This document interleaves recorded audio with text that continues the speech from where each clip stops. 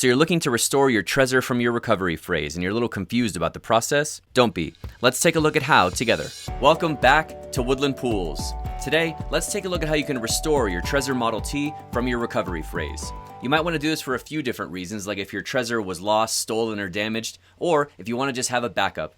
Lots of good reasons, but all the same process. Let's jump in. All right, so the first thing you're going to want to do is open up the Trezor suite. If you're still using the web version, you can come to trezor.io/start, and I recommend that you download the desktop version. So open up the desktop version of the Trezor suite, and then we're going to connect our Trezor. All right, perfect. Firmware installation. So a new firmware version is available, and we can update it on the device. I highly recommend that you always do this. Never skip this update. You can avoid a whole category of potential complications by making sure that you're always on the latest firmware version. So if you ever, now or in the future, have the option for a firmware upgrade, make sure that you do. So let's go ahead and install the latest firmware. And so to do that, we're going to need to reconnect our Trezor in bootloader mode. We're going to disconnect it, and then we're going to do a swipe to get it to go. So let me turn on my overhead camera, and let's do that. Okay, so let me go ahead and disconnect this. Okay, so now I'm going to swipe my thumb across the touchscreen while I connect the cable, exactly how they're showing here. I'm just going to go up and down with my thumb while I plug this in with my other hand. So I'm going to do that at the same time.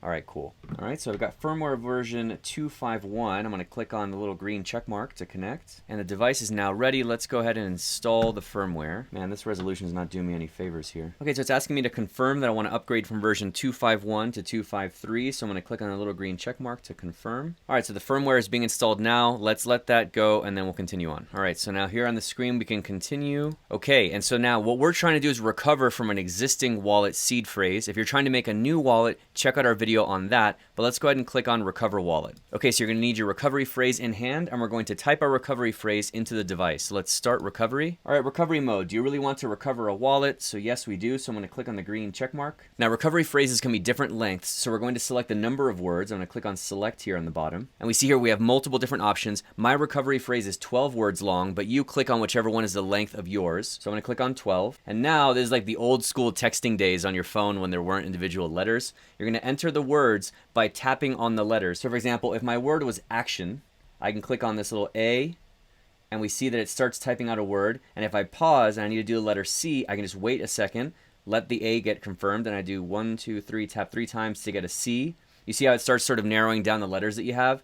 The next letter would be T, so I'm going to type this one twice. And so now at this point, the word act is a possible word that I could select, and so it's asking me at the top if I want to just click on that check mark and accept that word. But the word I'm trying to type is action, so I'm going to type here my I, and now I can see that action is an option that I can select. So you see that little tap symbol on there with a circle? If you click on that, it now types out the word action. If I tap on the word action at the top there, now it takes me to my second word. So go ahead and do this process for your whole length of your recovery phrase. We'll do the same, and then we'll go from there. All right, so when we're done, it says success. You've successfully recovered your wallet, and we click continue here on the bottom. All right, so our recovery is complete. So let's click continue in our Trezor suite. And now let's set up a pin just like we did last time. Do not skip this step. So let's say, yes, we want to set a pin. So go ahead and enter your new pin, confirm it. We'll do the same, and then we'll go from there. Okay, so that is processing. Awesome. We've successfully enabled pin protection. Let's click on continue. Our pin is set. Let's click on continue. Let's select the coins that we want to manage on here. I'm going to select Bitcoin, Ethereum, and Cardano. And then let's click on complete setup. And our setup is complete. We can rename our device again. I'm going to call this again our Woodland Pools Trezor T. We'll say edit the name. Let's confirm on the Trezor the new name. So that's all set, and let's access the suite. We're just going to use a standard wallet. We don't have a hidden one, but if you did, you'd enter the password here. Cool, so now once that's loaded up, you'll see, as expected, that your balances that are reflected on your Trezor should be exactly the same as they were on your previous one. And this is because the whole point of this process is that using this recovery phrase, you're creating an exact same set of private keys and balances as what you had before. If you're still kind of confused about private keys and balances and how they all work together, definitely check out our video where we dig into detail on that. So now the last thing to do, I just want to point out, if you are using Cardano, you definitely want to make sure that you're staking or delegating your ADA. That way you can get ADA rewards from the network risk-free to your wallet. Currently, ADA staking rewards are about 4%. It's completely non-custodial. The funds never leave your wallet, and you never need to send your ADA anywhere. So to do this, you can delegate directly from the Trezor suite, but the only problem with this is that if you click on delegate here, you can only delegate to the Trezor pool. But there are over 3,000 stake pools in the Cardano ecosystem, and you probably want to consider delegating to one of those for multiple reasons. The first of which, you'll probably get better returns.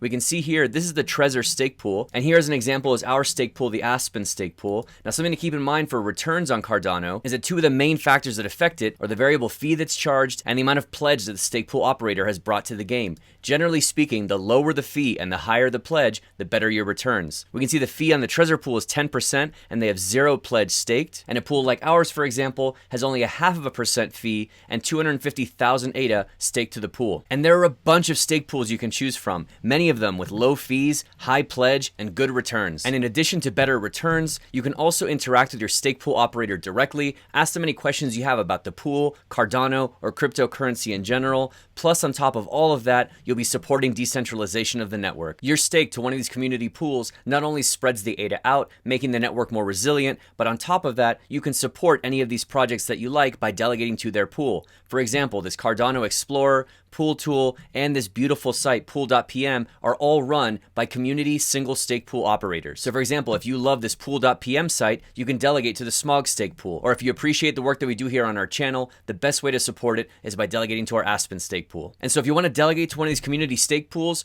all you need to do is install a Cardano wallet, and then from there, you're one click away from delegating. Better rewards, direct interaction with your stake pool operator, make the network more resilient through decentralization, and support your favorite Cardano projects. It's a really straightforward process. In the next video, I'll show you how to get that Cardano wallet installed so you can delegate to your preferred Cardano community stake pool. Congratulations on getting your Trezor restored. Let me know down below how the process went for you, and if nothing else, we'll see you in the next video.